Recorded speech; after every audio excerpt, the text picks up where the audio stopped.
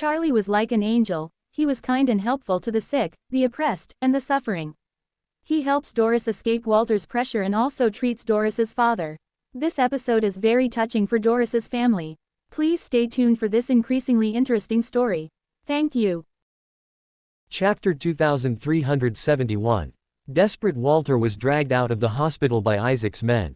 After he was taken away, all the video surveillance records about him were completely erased by Isaac's men.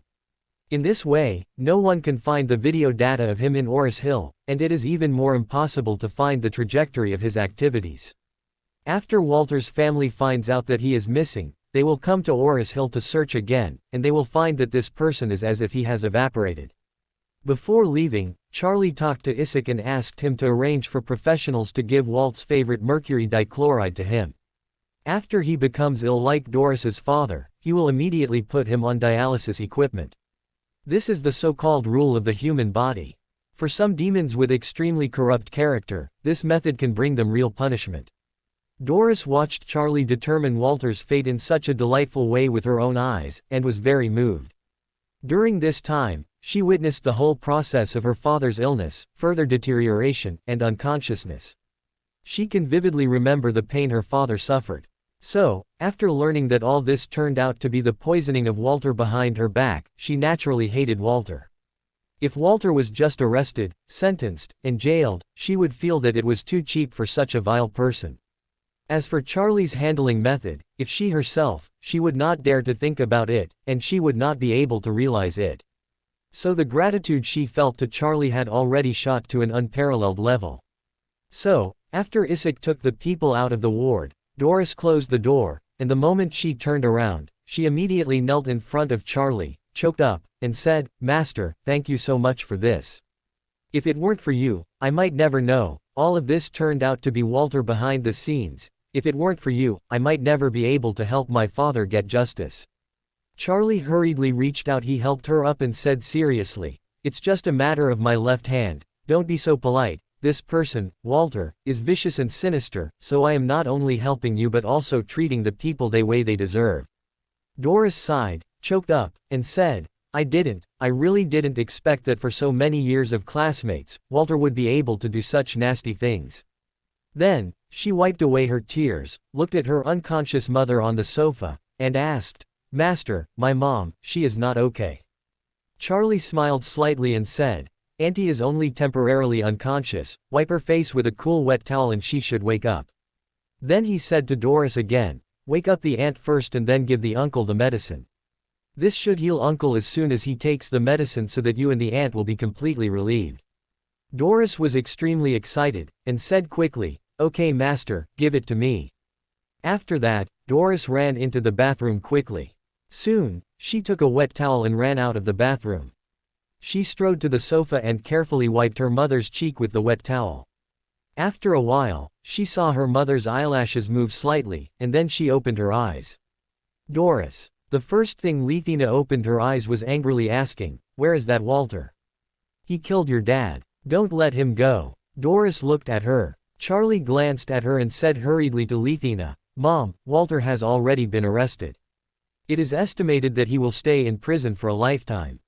Leathina said angrily, "He killed my husband like this, but it's too cheap to put him in jail. If your dad can't be saved he should pay your dad with his own life." Then, she remembered what her husband was poisoned. She couldn't control her tears anymore for the suffering and the pain he had suffered, hid her face, and wept bitterly. Doris hurriedly persuaded, "Mom, don't worry too much. Mr. Wade found a kind of elixir for Dad, and his kidney can heal after taking it." "What?" Leathina exclaimed, "just by taking the medicine? Can your dad's kidney be cured? How is this possible?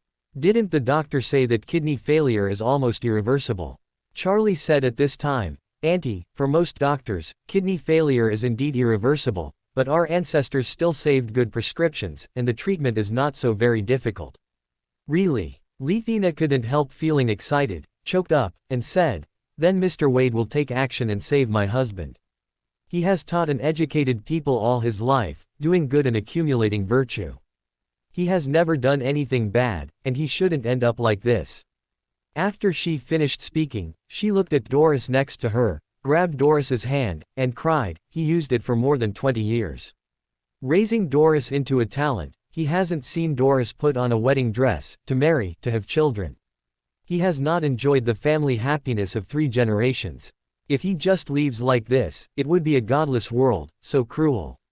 Charlie nodded at this time and said solemnly, Auntie, don't worry, as long as Uncle takes the medicine I prepared, he will definitely be cured.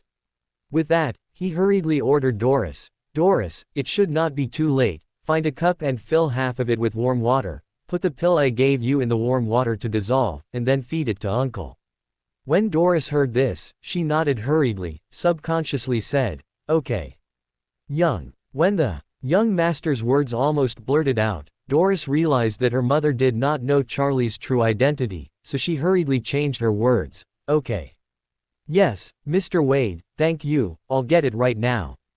After Doris finished speaking, she hurried to the coffee table and boiled a little warm water with an electric kettle.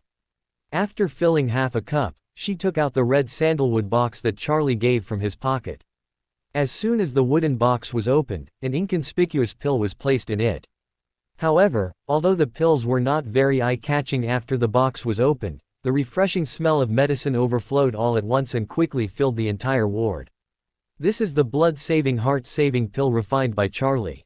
Leathina also smelled the scent of the medicine, and for a while, she felt that she was more energetic, so she couldn't help but exclaimed, the scent of this medicine is too good. The taste must be much better than the traditional medicine I have been exposed to. It seems to smell so great, it made me feel much more comfortable. Doris felt the same way. When she smelled the scent of the medicine, it felt like a stuffy nose, and suddenly she smelled a strong menthol, and the feeling could even rise instantly. At this moment, Doris firmly believed in her heart that this medicine could definitely save her father. Afterward, she put the pill into the water in accordance with Charlie's instructions. Just when she was about to find a disposable chopstick to stir, a magical scene happened. This blood-dissipating, heart-saving pill immediately dissolved into the water at a very fast speed as soon as it entered the water, and it melted completely in just 2 or 3 seconds. Moreover, the melted warm water did not become completely cloudy but was in a translucent state like brown sugar water. Although the color of the water has become darker, it can still be clearly seen that there is no trace of impurities in it. This made Doris stunned because she had taken traditional medicine many times, especially Chinese medicine granules. In her impression, almost all traditional herbal medicines cannot be completely dissolved in water. No matter how hot the water is used, no matter how vigorously it is stirred, there will be a little bit of fine medicine residue in the cup at the end of the drink. However, this medicine is completely dissolved in water instantly without stirring. It can be seen that this medicine is so pure that it contains almost no impurities. Surprised, she looked at Charlie and asked, "Is it enough to feed this glass of water to my father?" Charlie nodded, "Yes, if the uncle is in a coma, but if you help him up, more water can still be fed in." "Okay." Doris immediately took the cup into the ward inside, and her mother Leathina hurriedly followed. The two of them helped Mr. Simmons, who was unconscious, up, and then Doris poured the warm water of the pill in the cup and poured it into his mouth little by little. This led to a magical scene of cognition. Liquid medicine was fed halfway to Doris's father. The mother and daughter were shocked to discover that Simmons' pale, paper-like face suddenly changed a little, becoming rosy.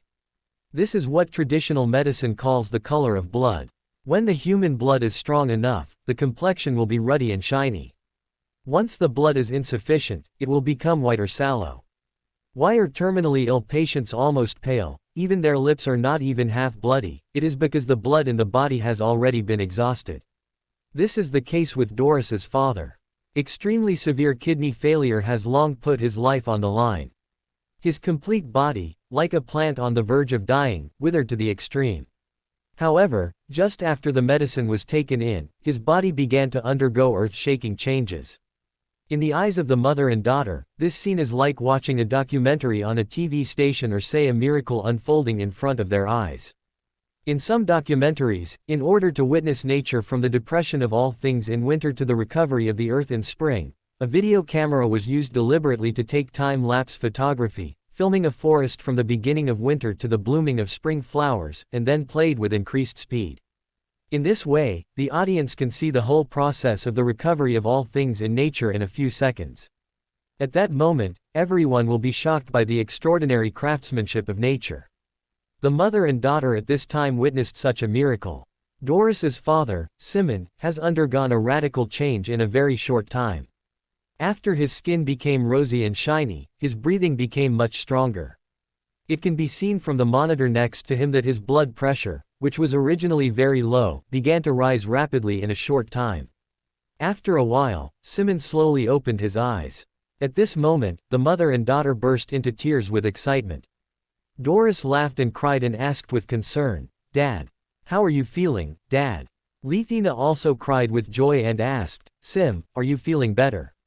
Simmons' brain still didn't react properly. Hurriedly asked them, "How long did I sleep?" Leathina hurriedly said, "How long have you slept? You have been in a deep coma for several days." "Ah," Simmons exclaimed, "I've been in a coma for so long. Why don't I feel at all? It just feels like I slept for a long time." Doris hurriedly asked him, "Dad, how are you feeling now?" Simmons thought. I sat upright and moved my limbs, and said in surprise, "It feels pretty good. It doesn't seem uncomfortable at all. Has the hospital found the source of my kidneys?" "No," Leathina blurted out. "We have never been able to find the source of your kidney. Thanks to Doris's friend who brought you a magical medicine, you woke up." Simmons exclaimed, "The magical medicine? What kind of magical medicine?" Knowing how to explain it, he hurriedly said, "Oh, don't ask so much. You are not a traditional medicine doctor. How can you understand this magic medicine?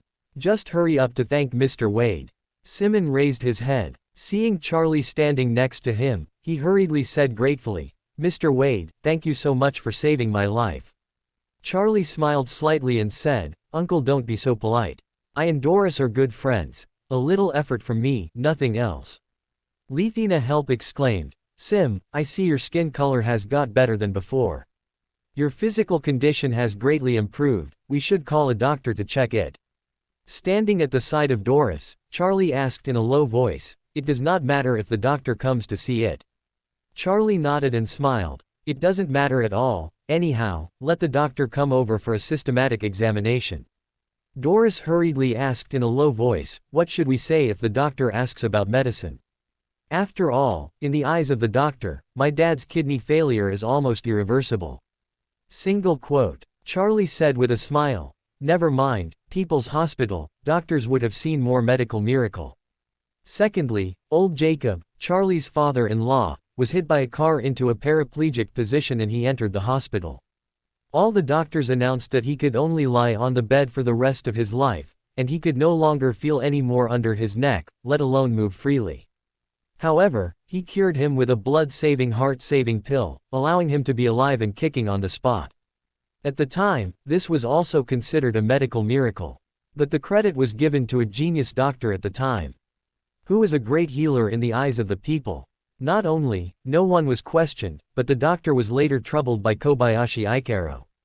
At that time, Kobayashi wanted a prescription desperately. Soon, Leathina ran over with Director Chen, who was there for the night shift. As soon as Director Chen entered the door, he found Simmons sitting on the hospital bed with a ruddy complexion, and he was shocked and dumbfounded. "Professor Simmons, why are you sitting up?" Simmons said with a smile, "Director Chen, my daughter's friend gave me a magical medicine. I feel very good. Don't speak of sitting up. If it weren't for so many tubes, wires, and monitor clips, I think I could get out of bed and play a broadcastable gymnastics." "Oh my God." Director Chen blurted out, "How is this possible? What? Your kidney failure has reached the end stage, and it can only be continued for the time being with dialysis equipment.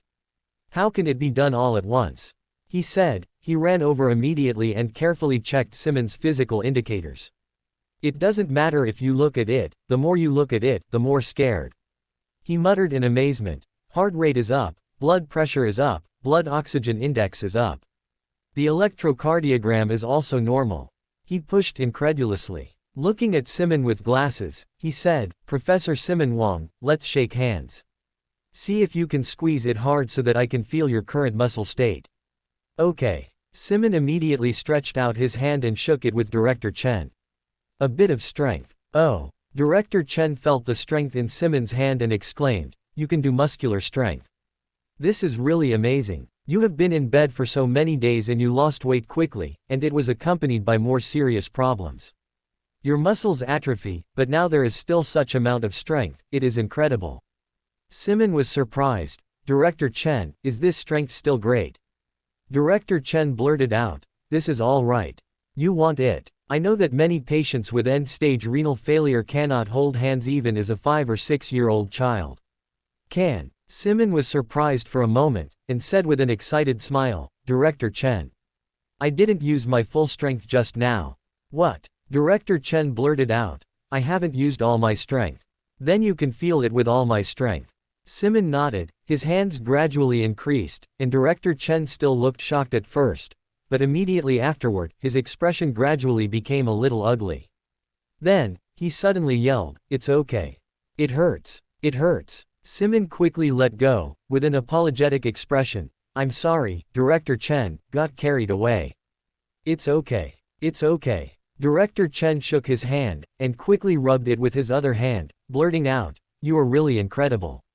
I'm a few years younger than you, and your hand is more powerful than mine, which is still big. So far, all your indicators are normal.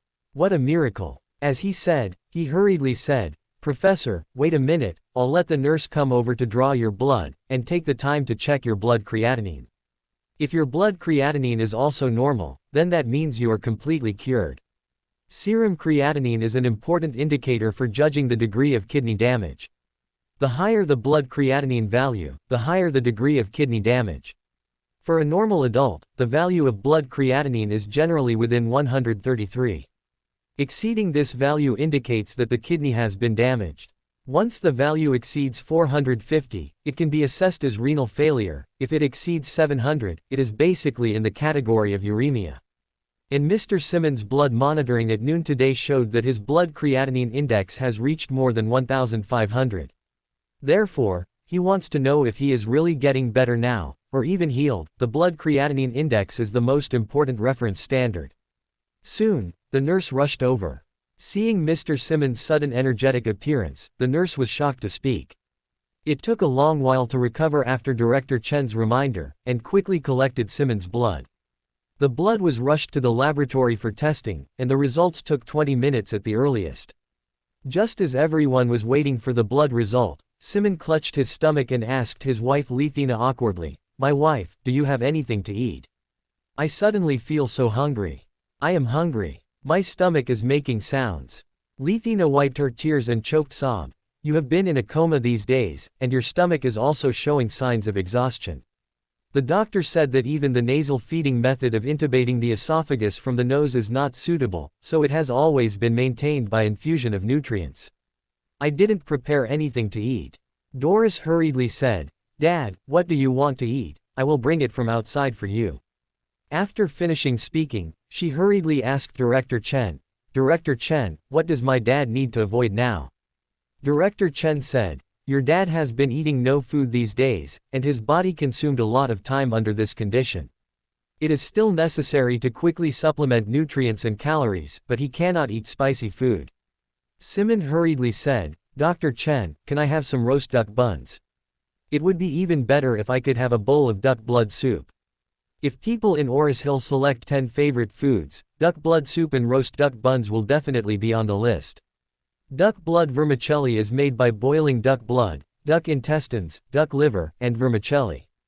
The roast duck bun is similar to the Eastcliffe roast duck method, but the roast duck is used as the stuffing of buns and wrapped in the buns. Simmons was a native of Oris Hill, so he thought of these when he thought of eating something. After listening, Director Chen nodded and said with a smile, "These are all okay. But duck blood soup must be without chili peppers." Doris hurriedly said, "Then I will bring it right away." Charlie on the side said, "Doris, I will go with you." Doris knew that if she left, Charlie would stay here alone to face her parents, more or less embarrassed, so she said, "Then let's go together." Just when Charlie was about to leave with Doris, Doris's mother Lethina hurriedly said, "Oh, Doris, Wade is a distinguished guest and a great benefactor of our family. Don't let Wade run around while you buy things. There is a restaurant on the opposite side. You can buy it directly and let Wade rest here for a while, just to have a few words with your dad. When Doris saw this posture, her heart suddenly became nervous. She knows her mother too well. In the past 2 years, she has been getting older and older, and her mother has been urging her to find a partner to marry and have children. After all, in the eyes of older generations, women who are over 25 years old have to hurry up to get married. At this time, career and school are not more important than marriage. But Doris has been busy working in recent years. The rapid rise of the Embrand Group before has a lot to do with her going all out. It is precisely because of her career that Doris is already 28 years old, but she still has no relationship with anyone, which makes her parents very anxious. Before, her parents didn't find some suitable men for her. Simmons even wanted to introduce a protégé of his own to her, but she didn't even manage to take the opportunity to meet or have a meal. Right now, Doris found that her mother seemed to have a very good impression of Charlie. Now that she wants to leave Charlie, she must want to ask Charlie some personal information, or maybe even want to test her relationship with him, by the way, embarrassing her and Charlie. So she hurriedly said, "Mom, Charlie is a young man, and there is a generation gap with you. If you can't let us go together, don't embarrass." Leathina hurriedly said, "Look at what you said, although your dad and I are a little older, we also know a lot about young people, okay?" Charlie smiled and said at this time, "It doesn't matter, Doris, you go shopping, don't delay Uncle's urge for eating any longer. I will chat with my uncle and aunt for a while." Doris was very embarrassed. She was afraid that her mother would talk nonsense or inquire nonsense things from Charlie, but Charlie himself had said that he would stay with her parents, and she had no way to continue to force him. In desperation, she had no choice but to say to Charlie, "Then trouble you to stay here with my parents, and I will be back right away." As she said, she remembered something, and hurriedly asked, "It's so late, are you anxious to go home? It won't delay you too much, right?" Charlie waved his hand, "If something is wrong, I can leave any time." Doris nodded, "Then I will go first." After finishing speaking, she asked her mother Leathina, "Mom, don't talk to Charlie, I will be back soon." Leathina waved her hand and said, "Oh, don't worry, what can Mom talk to others about? Just chat a few words, don't worry about it, go ahead." Doris had no choice but to leave the ward nervously. As soon as Doris walked away, Leathina looked at Charlie with a smile, and asked, "Wade, how old are you this year?" Leathina had a very good impression of Charlie. Not only because Charlie helped her family with a big favor and saved her husband, but also because of his handsome appearance and talent. Seeing that he is a talented man and goes well with her daughter Doris, she thought of it as an exceptionally good match. He is indeed a suitable person to be a son-in-law. Charlie didn't know what Leathina was thinking about. When he saw her asking the question, he hurriedly replied with a smile, "Auntie, you don't need to be so polite. Just call me Charlie. I will be 27 years old soon." Leathina nodded, smiled, and said, "Then Aunt will not be polite to you." After that, Leathina asked, "Charlie, what do you do?" Charlie was really stopped by Leathina all at once. "What kind of work am I doing?" I used to do house chores full-time like a woman. But now Mother Elaine has taken over most of it. But now her leg is broken, I have to help more or less. In the final analysis, I am now considered to have got rid of the status of a full-time woman like a man at home, so for my current occupation you can call me a private entrepreneur. Well, it's almost a private entrepreneur. After all, there is an Embrand Group and a Juzon Pharmaceutical. Thinking of this, Charlie said with a smile, "Auntie, I now own 2 small companies, so I am a self-employed entrepreneur." When Leathina heard this, she smiled and said, "The self-employed are also very good. Although the self-employed may not earn so much, they are relatively free. For you young people, earning more and less is not the best. The most important thing is happiness and freedom." As she said that, she couldn't help sighing, and said, "I always said to Doris, don't have such a strong entrepreneurial spirit. You can live a wonderful life with more money, and there is no need to make yourself so tired every day, but this child just doesn't listen." Speaking of this, Leathina looked at Charlie and said seriously, "Charlie, in the future, you have to help Auntie to persuade her. Let her take advantage of her young age, good relationship skills, and her ability to travel around the world. Isn't this better than making money by holding your head down?" Isn't it? Charlie didn't get to Lethena's point for a while, but he was more or less embarrassed when he heard that. After all, Doris is his own employee. Although the Embrand Group is his own, the entire Embrand Group's operations, management, and development are almost entirely handled by Doris alone. In contrast, he is a handoff shopkeeper. If it is true that Doris quits her job to fall in love and travel around the world according to what Lethena said, it would be tantamount to leaving the Embrand Group behind. From his heart, naturally, he didn't want this situation. After all, who would let his capable person not do business and run around the world? However, he was also very clear in his heart that it was chatting with Doris's parents anyway, so just follow their words and talk down. It's no mistake. So, he smiled and said, "Auntie, what you said is very reasonable. In fact, when you are young, you should go out to experience the world and enjoy life." When Lethena heard Charlie say this, she immediately nodded with a smile and said, "Yeah. It seems that you and Auntie have the same ideas. When you look back, you can help Auntie to persuade Doris. Anyway, you are also a self-employed person." Yes, self-employed people have relatively free time. After she quits her job or takes a long vacation, you two can go on a trip together. Me. Charlie was stunned, and couldn't help but smile. "Auntie, my time is not as free as you think, there are still many things." Lethena waved her hand and said earnestly, "Listen to your aunt's advice. If you at this age, if you don't enjoy life well, and you will get married and have children in the future, then you will really be tired to death." After speaking, Lethena couldn't help feeling, "My husband and I had been wanting and tired from the time I was pregnant with Doris. At that time, I thought that it would be easier for us to live our way once the child is born, but later we realized that the lie got much harder after her birth. Later, we thought, it would be nice to wait for the child to go to kindergarten, but we really waited for her to go to kindergarten and found that things were more troublesome. Not only to pick up and drop off her every day, but also to pay attention to her comprehensive development of moral, intellectual, physical, and artistic faculties. After class, she had to learn musical instruments, dance, and calligraphy. Every day he rode a bicycle to take her to class with teachers from Orris Hill. When you enter elementary school, you must not only pay attention to hobbies but also pay attention to your children's learning. Then there are small promotion, junior high, high school entrance examination. There is no time period in which it is really easy. Sitting in the hospital bed, Simmons couldn't help but sigh. Yes. From the time I was pregnant with the child until the child was admitted to college, this is really real life. It has been a lot of hard work over the past 10 or 20 years. Quote. Lethena couldn't help sighing. So, you young people must enjoy life while you are young. The best golden years of a person's life is the 10 years from 20 to 30. In these 10 years, you have a relatively complete outlook on the world, outlook on life and values, and the ability to distinguish right from wrong. You have even achieved financial independence to a certain extent. You have finally begun to break away from the control of your parents and experience adult-free life. If you don't grasp it well or enjoy it in the next 10 years, you will definitely regret it in the future.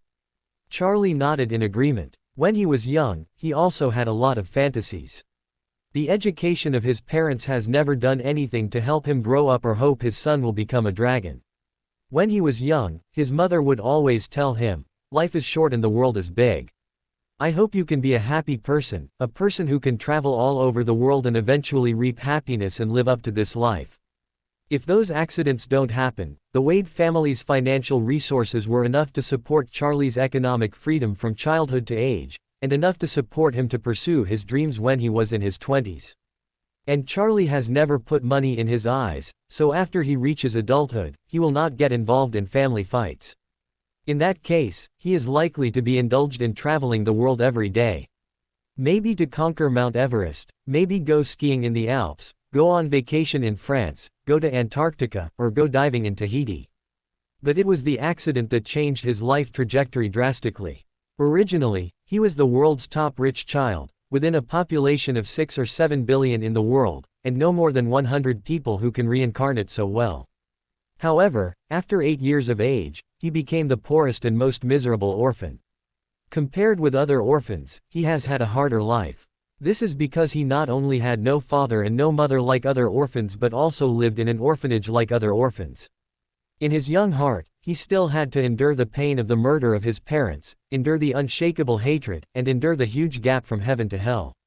In a blink of an eye, 19 years have passed. The little boy who stood crying to death at the entrance of the orphanage has now grown into a 27-year-old adult man. As Lethina said, the best age in life is in the 10 years from 20 to 30. However, for Charlie, 7 years have passed out of golden 10 years. Charlie couldn't help asking himself, I have not had any chance of enjoying life in the past 7 years. What will happen to the next 3 years? If the feuds of my parents have not been reported in these 3 years, then my golden 10 years will pass. At this point, Charlie felt a little lost in his heart. However, he never resented the past 19 years of life. Although in these 19 years, the first 15 years were lonely and helpless, and the next 3 years suffered all kinds of cynicism, it can be said that he has tasted all the hardships in the world. Lethina thought that after a few words of her own, Charlie seemed to be a little confused. Deep down he couldn't help asking herself, did I accidentally say something wrong? Why does this man feel like he is worried now? Just she was thinking about it, Doris ran back out of breath. Holding 2 plastic bags in her hand, she was still gasping for breath and said with some difficulty, Dad. Mom, I bought the meal. It is ready. Hurry, eat it. Lethina saw her daughter babbling and hurriedly asked, Doris, what's wrong with you? Doris hurriedly said, nothing, I just ran a little faster just now. I feel a little bit off breath, so I just need to rest for a while.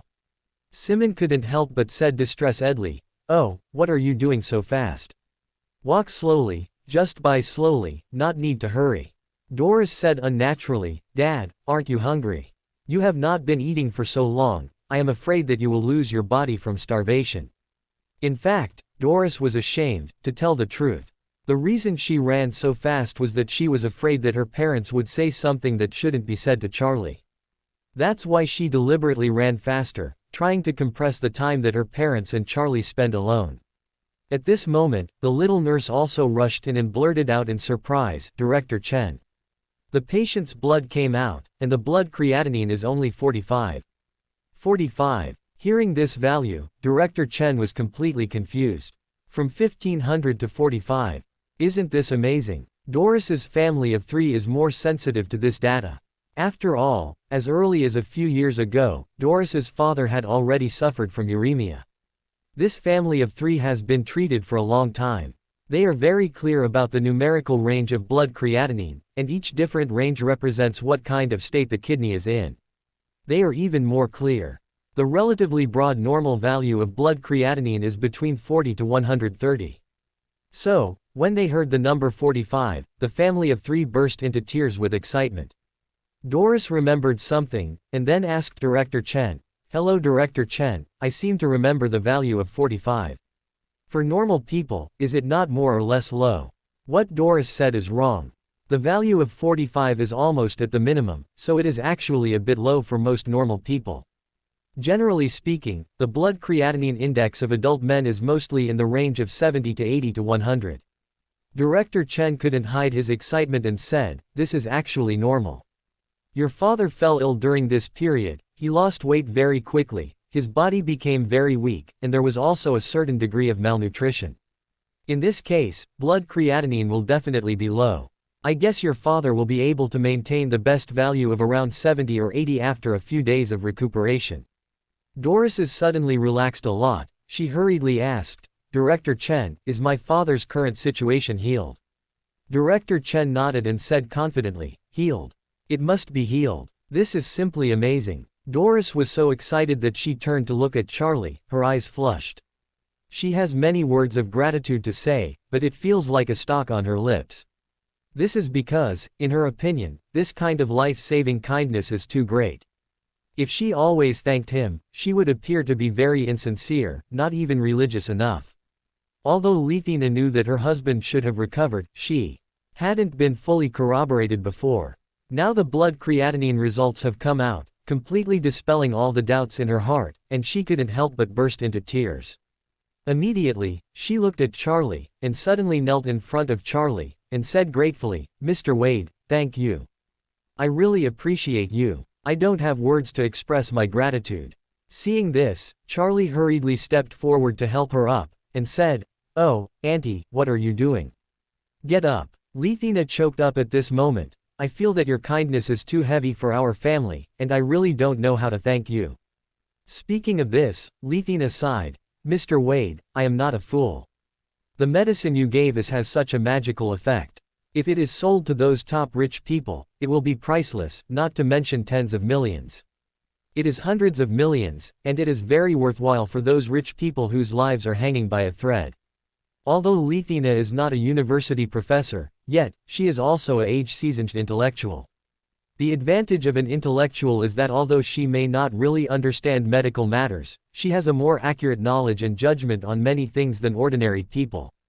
Doris stepped forward to help her mother, crying and said, "Mom, don't worry, Charlie saved my father, and I will repay him as a cow and a horse." Leathina nodded lightly and choked up. "Mr. Wade, you will be our great benefactor from now on." Mr. Simmons on the hospital bed couldn't help but flushed his eyes and said seriously, "Mr. Wade, you saved this old life. If you have any use of Uncle in the future, please never ever hesitate. My heart and soul will not hesitate. I owe my life to you." Charlie smiled helplessly, shook his head lightly, and said seriously, "Uncle and Aunt are serious. Doris is my friend. It's just friends helping each other. Doris usually doesn't help me less. It's kind of repaying for her favor." When Doris heard this, she was deeply moved. She knew what Charlie meant, and she definitely felt that she didn't bother to help him take care of the Embrand group. However, she was very clear in her heart. "It is my job to take care of the Embrand group, and it is my job. I have taken the young master's salary and have to serve the Embrand group. This is justified, so it's not that I helped the young master at all. Furthermore, the young master doubled my salary just after he took over the Embrand group. I work hard for him. Isn't it right?" Just when she was ashamed, Director Chen, who was always talking on the side, plucked up the courage to ask, "You little brother, can I ask you a question?" Charlie nodded and said, "Director Chen, please." Director Chen hurriedly asked, "I want to dare to ask, what kind of medicine did you give Professor? Of course, if there are any secrets involved and cannot be said, I understand it 100%. Charlie smiled slightly. "It's not a secret. It's just that I asked for this medicine from the genius Dr. Tianchi.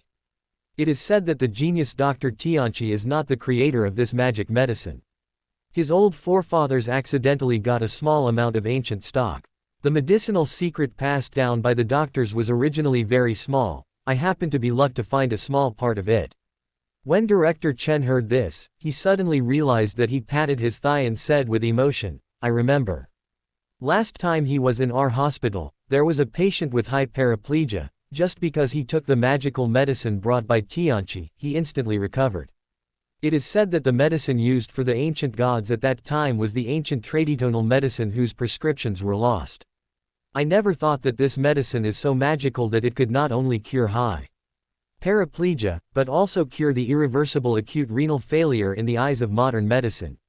Having said this, he couldn't help but feel sorry for a while, and said in a rather melancholy manner, "Our ancestors left so many magical things, but it's a pity that we don't even have the ability to store them well.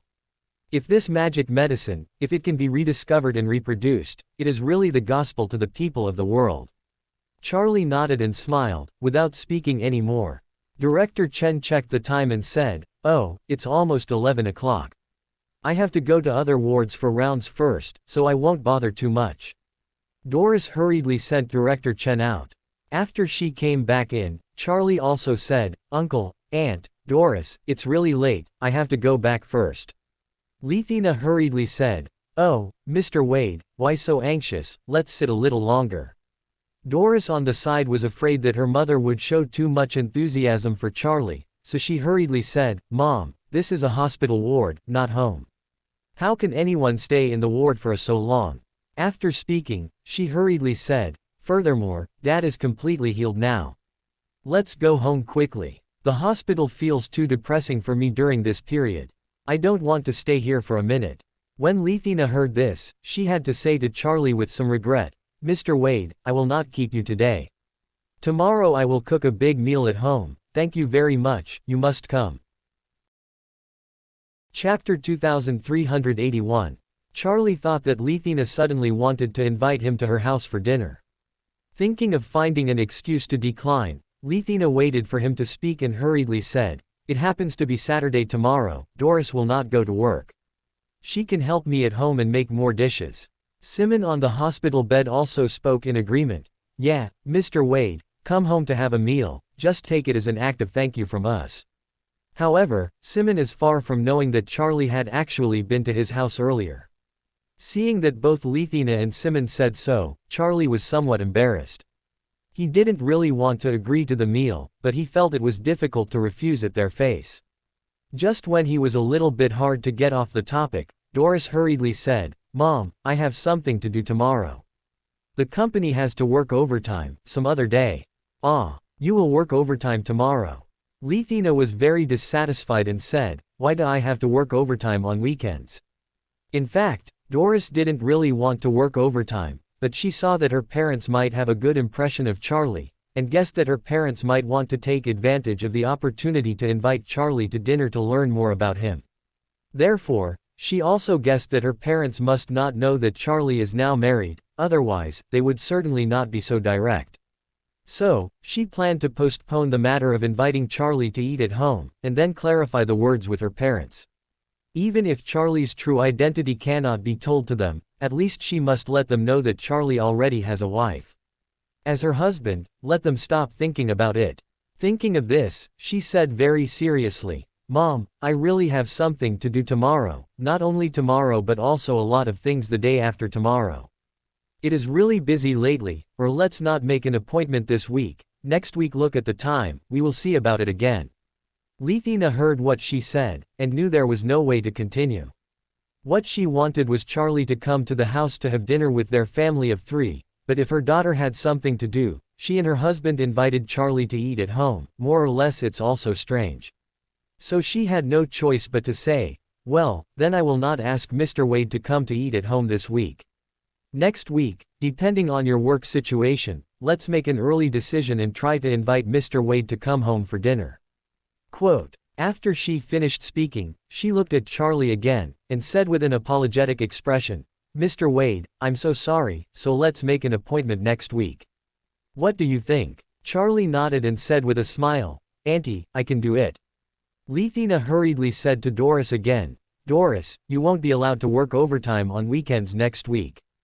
Doris said embarrassingly, "I don't have the final say whether to work overtime or not. If there is really something important for me to do this week, I can't just leave it behind." Leathina said with some dissatisfaction, "You are too hard every day, why does your boss arrange so much work for you? Isn't this squeezing employees?" When Charlie heard this, he felt a little embarrassed. After all, he is the boss who squeezed employees in Leathina's words. Charlie said at this time, "Uncle and Aunt, it's getting late, I won't bother you much." Leathina knew that she was wasting a lot of time for Charlie, and hurriedly said, "Okay Mr. Wade, Auntie will let you go, and let Doris send you to the parking lot." Charlie smiled and said, "No need Auntie, I can just go by myself." Doris hurriedly said, "Charlie, or I will send you off." Charlie waved his hand, "After Doris, you don't send me off. Stay here to accompany my uncle and aunt. In addition, if the uncle is going to be discharged tonight, you have to hurry up and finish the discharge procedures." Quote, hearing this, Doris did not insist anymore. She was very grateful and said to Charlie, "Thank you so much for what happened today." Charlie waved his hand, "Don't be so polite, you can stay, I'm leaving." Doris sent Charlie to the door, seeing Charlie leave, only then returned to the ward. As soon as she entered the ward, Leathina hurried over, took Doris's hand, and asked with concern, "Doris, what is the relationship between that Mr. Wade and you?" Doris hurriedly said, "It's just an ordinary friendship." "Ordinary friend?" Leathina hurriedly asked her when he heard this, "Then you have a good impression of Mr. Wade in that respect?" Doris said in a panic, I don't have one." Leathina shook her head, and said with a face of disbelief, "You're cheating with your mother. I can tell at a glance. You must have a good impression of Mr. Wade." Doris suddenly didn't know how to answer. She naturally had a good impression of Charlie in her heart, and she also had a deep affection. Especially this time, Charlie not only helped her punish Walter who poisoned her father, he even saved her father's life with a precious magic medicine. This made her feel good about Charlie to an unprecedented height. However, she was very clear in her heart. Charlie is a dignified young master of the Wade family, and an Embrand group alone is worth more than 100 billion. How can this be possible with him? Not to mention, he is already married, and even his wife and her deal with work together. Thinking of this, Doris still didn't understand more or less, why did Charlie marry that girl? She has been in contact with her several times, and she looks really beautiful, but the real ability to do things is actually not outstanding. If Charlie hadn't been helping her secretly, she wouldn't have been able to get the cooperation of the Embrand group for her family group. Even the design studio she started her own business, the overall strength is not top-notch. If it follows the normal process, her studio will not be able to get any project from the Embrand group, not even capable of bidding for the Embrand group project qualifications. However, it is precisely because Charlie spoils her that he builds bridges for her and paves the way. Furthermore, her family conditions are not very good either. When the group was at its peak, it was just a very trivial and third-rate family. And so, in terms of ability, she herself is no worse than Charlie's wife. On family, even in terms of the family. Even in terms of looks, I dare not say that she is inseparable from her, but at least it is not much worse. It's a pity that Charlie chose that girl, a girl who is not so brilliant. This is pure luck. She may not have this opportunity in her life. Thinking of this, Doris couldn't help feeling a little melancholy. At this time, Lethina said earnestly, "Doris, Mom really thinks that you and Mr. Wade are really a good match. And Mr. Wade, the young man, is really good. People are so concerned about our family's affairs. He is also interesting to you, plus you are also interested in him. Can't you follow the flow of the boat and focus on development?" When Doris heard her mother's words, she was a little embarrassed. She blurted out, "Oh Mom, what do you think? Charlie is already married." "Ah!" Lethina immediately exclaimed when she heard this answer, and asked in disbelief, "You said Mr. Wade is married?" "Really?" Doris said helplessly, "Of course it is true. Can I lie to you about this kind of thing?" Suddenly, Lethina became very sorry, and said with a sigh, "Hey, why do you think these good boys are all married?" Hearing her mother's emotion, Doris was also very melancholic in her heart. In her heart, she was full of affection for Charlie. But unfortunately, she knew that she almost had no chance. The only thing that can be done is to work well in the Embrand group and take the Embrand group to a higher level, in order to return Charlie's kindness to her, and at the same time to relax her deep feelings for Charlie. When the mother saw the daughter being silent, of course, she felt very distressed. She gently took Doris's hand and said seriously, "Good girl, Mom used to urge you to get married earlier, but now, Mom understands that some things are wrong. It's difficult to get it done, so you will work and live according to your own ideas in the future, and Mom will no longer point fingers at your life and work." Simmons on the side could not help but sigh. "Doris, your mother is right. We used to look at your own problems from the perspective of our thinking. This kind of perspective does lack respect for you, and nosy in your own affairs. You are the master of your own destiny, your parents will never interfere again." When Doris heard this, she was grateful. There is always a lack of generation gap between children and their parents, and there are various misunderstandings that develop over a period of time. But in fact, this generation gap and misunderstanding arise not because of material things or money, but because of a lack of understanding between the two generations. Parents lack understanding of their children, and children do the same with their parents. Just like the current parents, most of them hope that their children can be admitted to a good university, find a decent and profitable job, and then settle down in a city as large as possible, and have a smooth life. But they never know, nor try to find what their children want. Maybe their children don't want to be admitted to a good university, they just want to pursue their hobbies. Maybe they don't want to make a lot of money in big cities, they just want to travel around the world with their own ideals. Maybe they don't want this life to be too smooth so that the smoothness is a little flat. Maybe they just hope to feel the magnificence of so many lives in their only one life. It's like, many times, parents will look for a partner with very good overall conditions for their children. In their eyes, the child can marry such an object, and it will be absolutely safe and carefree for a lifetime. However, children do not pursue stability and carefreeness at all as they thought. What they pursue is a vigorous and unforgettable love. This is why, all the great books on love in ancient and modern China and abroad, almost all have a tragic core of rebelling against their parents for love, and ultimately choosing to die in love. Romeo and Juliet in the West are such a story, and Liang Shanbo and Zhu Yingtai in China are also the same. Therefore, this misunderstanding between parents and children is not a phenomenon unique to modern society but almost runs through the entire history of human development. Doris has always felt that her parents do not understand her enough, that they do not understand her ambitions, nor do they understand her feelings. They feel that she has no need to do her best for the work, and even they take it as a hurdle and delay in her private life. They also feel she should find a boyfriend who can understand all aspects as soon as possible, get married and have children as soon as possible, and settle in her life. Once upon a time, Doris felt distressed because of the urging of marriage at home. At that time, her greatest wish was for her parents to understand her one day. Unexpectedly, at this moment, this wish has finally come true. Thinking of this, Doris's eyes were flushed and her nose was sore that she almost burst into tears. In order to prevent her parents from crying, Doris hurriedly said to the two of them, "Dad and Mom, you two will wait for me for a while, I will go through the discharge procedures now, let's go home at the earliest." Just when Doris went through the discharge procedures for her father, Isaac and Orville had already captured Doris's American classmate, Walter Hogwitz, the eldest son of the American Hogwitz family, and all of his men as well. All of them were in the kennel. Orville, the kennel owner, not only raises the fighting dogs but also handles a lot of great things. So from the time of construction, a lot of thought was spent on the building of this place. First of all, Orville's kennel farm was built in a relatively remote suburban area, which was originally large and sparsely populated. In order to further eliminate future problems, Orville also registered an agricultural technology company. All the cultivated land around a large factory was rented. Orville rented this cultivated land to cover the place from people's eyes and ears, so in order not to make people doubt, he also specially selected a section of cultivated land around this establishment for horse raising. In this way, the kennel is safer and it will not attract the attention of outsiders and law enforcers. Not only in the periphery, special attention is also paid to internal safety as well. Inside the kennel, the security equipment is the more complete, modern, and best one.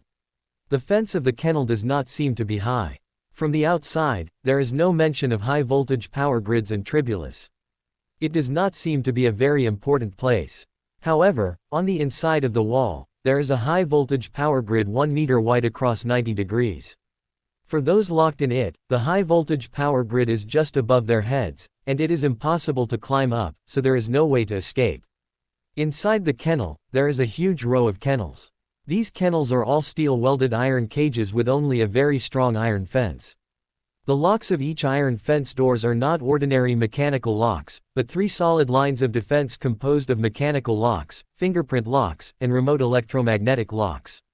Therefore, whether it is a terribly lethal fighting dog or a martial arts master with very strong personal strength, if he or it is really locked in, there is basically no chance of escape.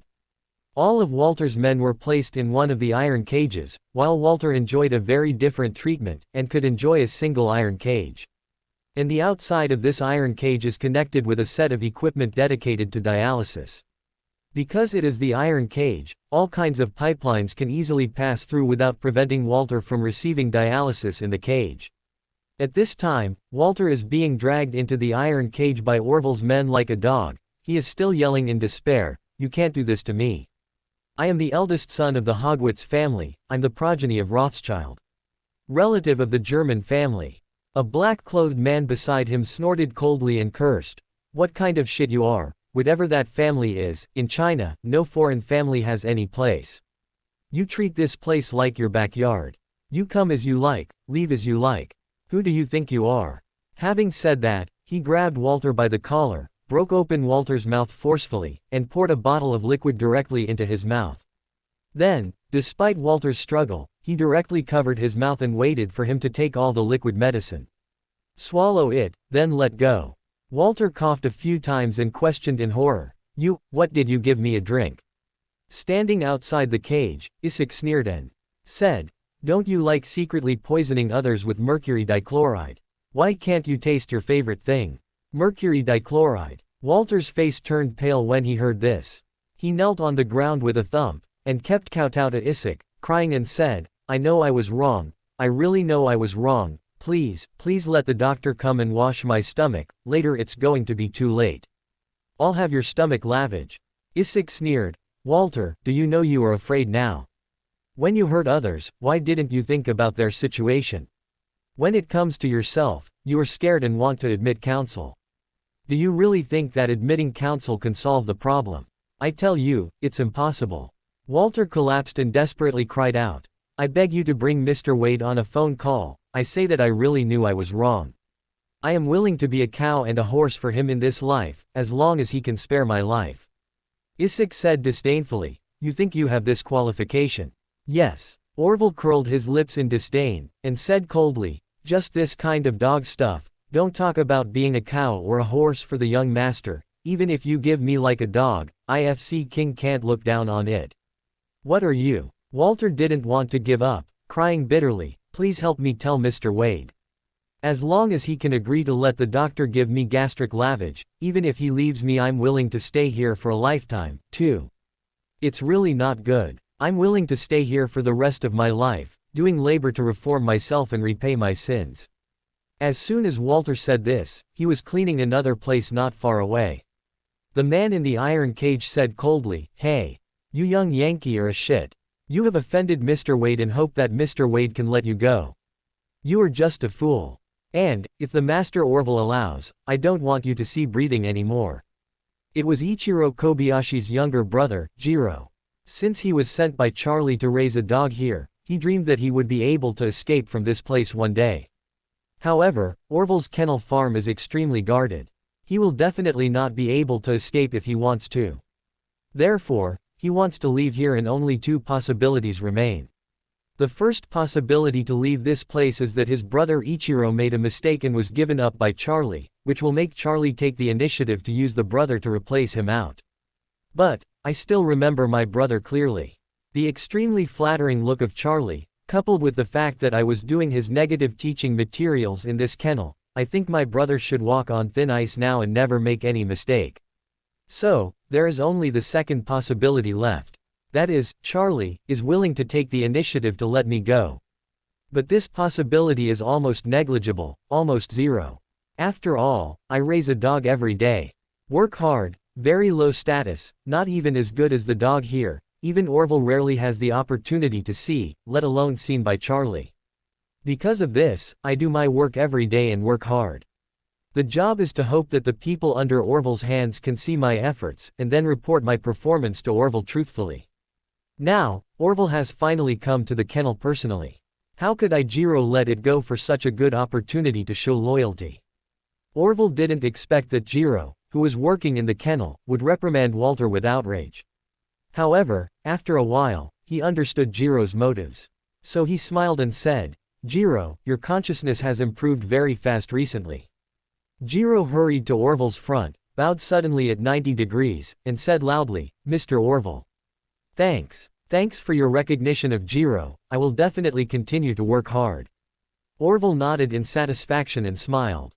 "Jiro, seeing that you have performed well recently, I will talk to the chef and ask him to add a chicken wing to your meal every day." When Jiro heard this, he hurriedly smiled and pleaded, "Great master, you just ask the chef to add a chicken leg for me. I work a lot every day, eat less food, and always have a little nutrition." "Bad." Orville looked at Jiro's skinny appearance, and smiled.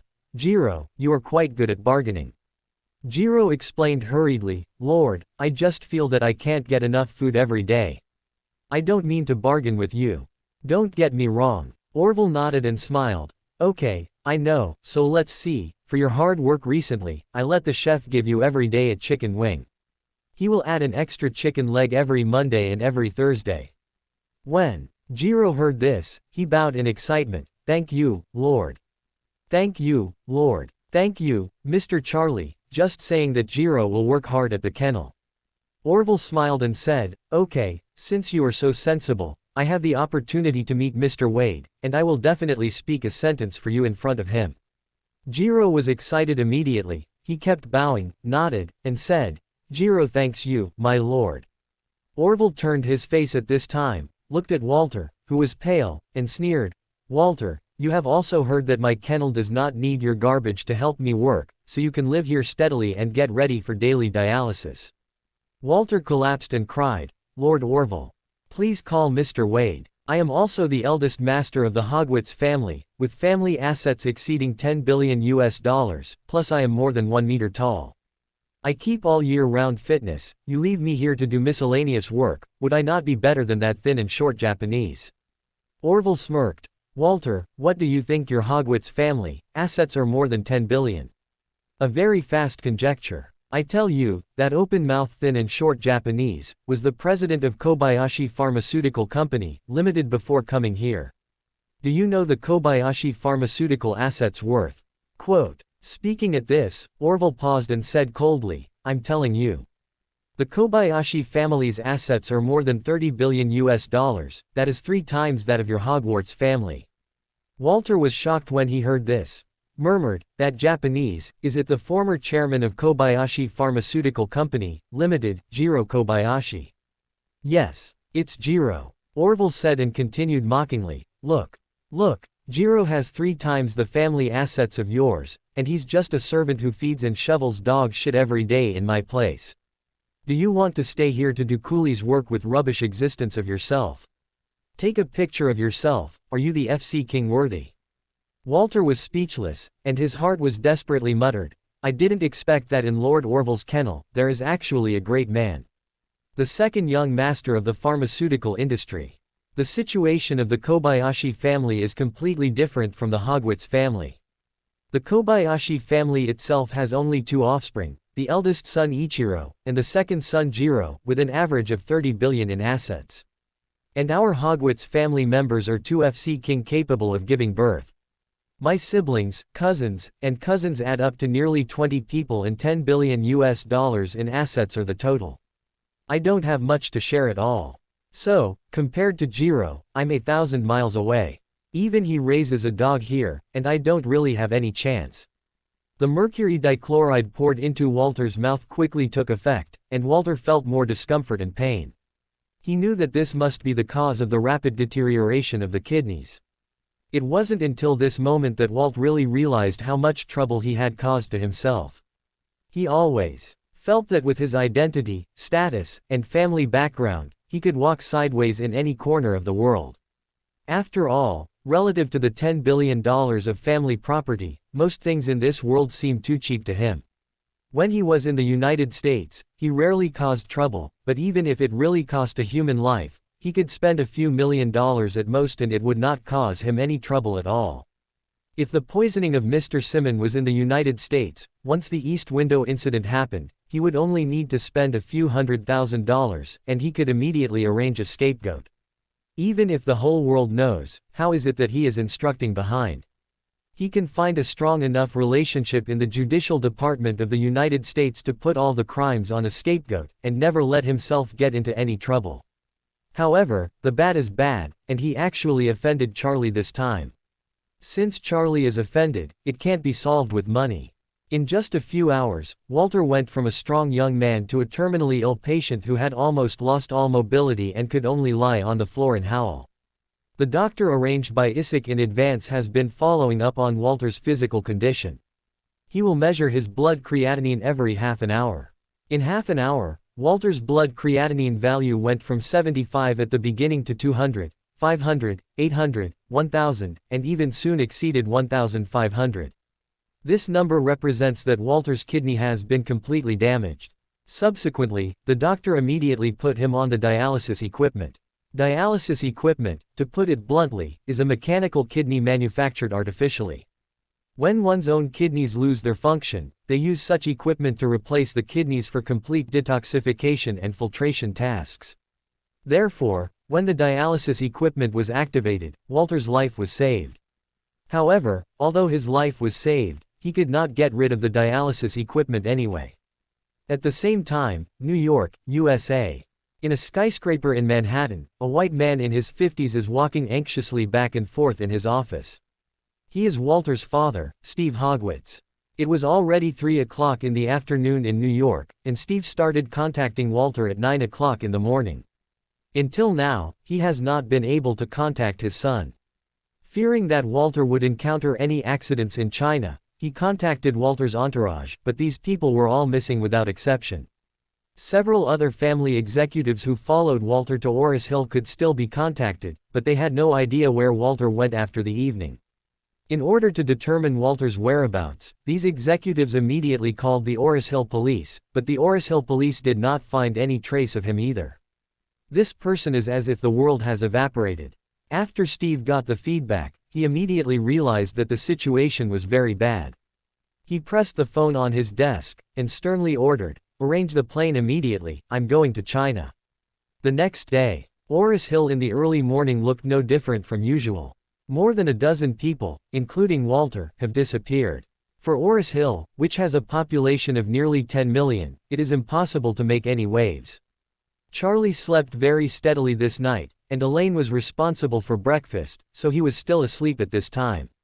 At the same time, Leona alone drove from the father's mansion to the door of Changying's former residence. Since coming to Ores Hill, Leona would dream of Changying every night. Especially last night, she dreamed that she became Changying's wife, that Changying took her away from Eastcliffe and came to Ores Hill, and she also dreamed that she would stay with Changying in the yard that was about to be auctioned. A happy life with the husband as his wife. It was because of this dream that she couldn't help but want to come to this old yard again to take a look. Leona parked the car outside, pushed open the dilapidated iron gate of the courtyard, and walked in. At this moment, she was thinking about Changying's shadow, and she didn't even notice that someone was in a secret place, taking pictures of her with a camera. 10 minutes later, Eastcliffe, Wade family. Zongquan was excited to call a meeting with his 3 sons. The boss Andrew, the old son Changyan, and the old Changjun were notified and immediately got out of bed and hurried to Zongquan's study. Zongquan looked at his 3 sleepy sons and said with excitement, "I let you over here so early because I have found another good way to attack the Su family." Andrew asked in surprise, "Dad, is there any good way?" Zongquan smiled mysteriously, picked up a tablet, opened a photo, handed it to the 3 of them, and smiled, "Watch it for yourself." Andrew and his 2 younger brothers immediately leaned over to watch them carefully. This is a picture of a woman, and it can be seen that the photographer used a telephoto lens and took it secretly from a relatively far away position. Later, Andrew was the first to recognize this woman and exclaimed, Isn't this Zin Su's wife, Leona?" Old Changyan hurriedly agreed, "It's really her." "Dad, what do you want someone to do to take pictures of Leona?" Zongquan sneered. This time the Su family's reputation has been greatly affected by Ruoli's affairs. The old fox Chungfeng even betrayed his son Zin for his own reputation, and Zin also fled to Australia in panic. If we can add fuel to the fire, they will be even more uncomfortable. Andrew asked in a puzzled way, "Dad, what does this have to do with Leona?" "I heard the rumor that Leona is planning to divorce Zin." Zongquan smiled and said, "Do you know where Leona is now?" The 3 sons shook their heads involuntarily. They have always regarded the Su family as a major enemy, but they have not paid too much attention to Leona, the Su family's daughter-in-law. Seeing all 3 sons, Zongquan smiled indifferently, and said, "Leona is in Ores Hill now." Ores Hill? Andrew asked in surprise, "Is there anything weird about her presence in Ores Hill?" Zongquan pointed to the photo on the tablet and asked him, "Don't you know where this photo was taken?" Andrew looked at the dilapidated little yard in the photo seriously, and said blankly, "Dad, isn't this just a broken yard? Is there anything special?" Zongquan sighed lightly, and said with a little melancholy, "This dilapidated little yard is where Changying lived in Ores Hill." Andrew and the 3 brothers suddenly realized. Andrew was the first to react and sighed. Leona went to Changying's former residence. Is it because she still has feelings for Changying? Yeah. Zongquan nodded and said, "In my opinion, it must be so." Andrew smacked his lips. Tisk tisk, this Leona is really infatuated with Changying. She ran so far to Ores Hill just to take a look at Changying's old residence. Zongquan sighed. Not only that, the yard Changying lived in will be auctioned off soon. Leona also signed up and will participate in the auction on Monday. Having said that, Zhongquan sneered and said, "This is a good opportunity for us to attack the Su family. As long as we get people to send out this photo, and at the same time, Leona's feelings for Changying are not enough, and she even wants to buy the old house of Changying. The message is also spread, and the last bit of face from the Su family will be gone." This weekend, Eastcliffe's upper class once again exploded with a blockbuster. Leona, the wife of Su's son Zin, went to Oris Hill without divorcing him. Moreover, she went to Oris Hill to cherish the memory of Changying Wade, who had been dead for nearly 20 years. What is even more amazing is that Leona is going to participate in the judicial auction next Monday to bid for the old house where Changying lived. Is it because she wants to see things and think about people who once lived there? Could it be that she loved Changying so deeply? Otherwise, how could she still love Changying so humbly after so many years? Moreover, from the photos taken by Leona, she was very sad. When the telephoto camera captured her beautiful and moving face, it even caught 2 lines of tears. You know, Leona was a well-known figure in Eastcliffe back then. From these practices of Leona, people in Eastcliffe's upper class immediately understood one thing. That is, it turns out that Leona has been obsessed with Changying for so many years, even though she has been married to Zin for more than 20 years and gave birth to a son and a daughter for Zin. Suddenly, the entire upper-class society of Eastcliffe was full of discussions. On the one hand, people marveled that Leona was so affectionate for Changying. On the one hand, they laughed at Zin. For so many years, he has not been able to win Leona's true love. In Leona's mind, he can't even compare to a dead man who has been dead for 20 years. The Su family, who was ridiculed and mocked by the whole world because of the incident of betraying Ruoli, suddenly added a new huge joke. In Eastcliffe's mansion, Chungfeng threw several precious porcelains in anger. After a ding-ding and crackling of the ceramics, he roared angrily. This Leona actually ran to Oris Hill at this time to go to the place where the dead man Changying lived, and she shed tears fakely, to remember him just to beat our Su family in the face. Zin Su is not in the country, so the next generation representative of the Su family has become his younger brother Shoud. At this time, Shoud said with a furious expression, "Dad. This woman Leona is really too much, she doesn't think of us. My brother has married her for so many years, and he still hasn't raised this white-eyed wolf. Now when our Su family is on the cusp of the storm, she has done such a shameless thing to add insult to our injuries. I think she just deliberately wanted to make our family face sweeping." Shoksan Su also immediately agreed, "Yes, Dad. I really didn't think that my sister-in-law could do such an unconventional thing. After all, my eldest brother and she are still married." Sholi Su hurriedly said, "Dad. Sister-in-law's visit to Changying's former residence is actually not the most serious. The most serious thing is that if sister-in-law really buys Changying's former residence, then we will be really embarrassed." "Yes." Shoud only then reacted and cursed impatiently, "Damn. That BTCH. Even if she divorced my eldest brother, she ran to buy the place where Changying had lived. What the hell did that mean? Could it be that a person who has been dead for 20 years is stronger than my elder brother? Even if my eldest brother doesn't help, he can't be worse than a damn ghost, right?" Quote. Shoud's words not only scolded his sister-in-law Leona, but also scolded his elder brother Zin. The implication of his words was to let the old man know that his eldest brother is trash, a trash that can't subdue his own woman, or even a trash that can't be compared to a dead person. Father Su can naturally hear the overtones in Shoud's words. What's worse is that he actually agreed with Shoud's words from the bottom of his heart. In the past 50 years, he has never been so angry with his eldest son. In his opinion, the Su family has fallen into this situation today, and Zin should bear most of the responsibility. Therefore, in his eyes, Zin was not only not a qualified family heir, but also not even a qualified blood heir. The so-called family successor is the one who will inherit the entire Su family in the future and become the helm of the Su family. As for the so-called bloodline successors, the requirements are naturally much broader.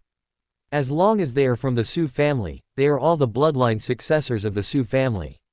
The current old man Su thinks that Zin is not only qualified to be the helm of the Su family, but also not qualified to inherit the blood of the Su family. So, he said in an angry cold voice. Shout. Call your elder brother. Ask him to prevent Leona from participating in the judicial auction next Monday. I will never allow this woman to make the Su family the laughing stock in the entire China. When Shout heard this, his heart was already happy, and he said solemnly, Dad, don't worry. I'll call Big Brother. After that, Shout took out his cell phone and prepared to dial. Elder Su on the side said coldly, turn on the PA. I want to hear what this be it starred will say. Shout was overjoyed, and when he was too busy he beat his elder brother Zin. Zin at this time did not know what happened in Eastcliffe. He received a call from Shout, and his heart was immediately full of disgust. Although he is not in Eastcliffe these days, he can accurately imagine how his younger brother will corrupt his image when he is not by his father's side. At this critical moment, it is equivalent to that the ancient emperor was already dissatisfied with the prince and wanted to dethrone the prince. When the other princes were excited, they would be determined to perform well, and at the same time desperately put the prince down. In the face of huge interests, brotherhood is nothing, not even a fart. Therefore, he was irritated and even bothered to answer Shout's call. Shout called again, and when not answered, he immediately said to the old man, Dad. Big brother, he won't answer the phone, I don't know what he is doing. Trash. What a trash. Old Su angrily shouted, I asked him to go to Australia to avoid the limelight. Except for this, he has nothing to do, so he can't answer the phone. Continue to call. Okay. Shout immediately hit Zin again. Zin in Australia was so annoyed by the ringing of his phone that he wanted to simply shut it down, but after another thought, he suddenly realized, now the old man is not satisfied with me. If I don't answer Shout's call again, he runs to the old man. If he sues me in front of you, it would be more than worthwhile. Thinking of this, he immediately pressed the answer button and asked in a cold voice, what's the matter? Shout said immediately, brother. Such a big thing has happened in China, why don't you keep answering the phone? Zin didn't think of his younger brother, and he criticized himself as soon as he came up, so he asked dissatisfiedly, have I now been sent to Australia to avoid the limelight? Do domestic matters still have anything to do with me? Domestic shouldn't it be yours to solve? When the old man Su on the phone heard this, his face suddenly pulled down, but he didn't make any noise and instead made a silent gesture to Shout, which means don't let Zin on the other end of the phone know. He was also listening on the phone. Shout immediately understood, and hurriedly said, Big brother. Sister-in-law ran to Oris Hill, ran to Changying's former residence, and was still in tears at Changying's former residence. These were all photographed by the paparazzi and exposed. And the sister-in-law also signed up for Monday's judicial auction. She is going to buy Changying's former residence. Our Su family's faces are all lost by this stinky lady.